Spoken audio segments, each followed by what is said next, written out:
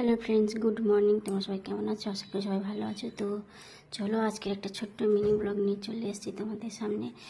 তো চলো দেখাই সকালের রুটিনে আমি কি কি করি, ভাবলাম আজ তোমাদের সাথে শেয়ার করি। চলো বিশালটা সাইজ করে নিই, ভাবলাম পরে আমি করে নেব।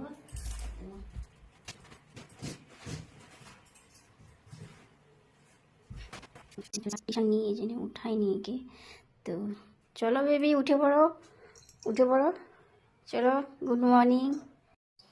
সকালে যেটা আমি ফার্স্ট করি না করে মানে আমাদের সকালে সকালে উঠে আমাকে গরম জল খেতেই হবে, তো গরম জলটা করে নিই। তারপরে তো আমি জল টল খেয়ে নিয়েছি। তো আমাদের বাড়িতে গরু আছে অনেকগুলো, তো ওদেরকে জল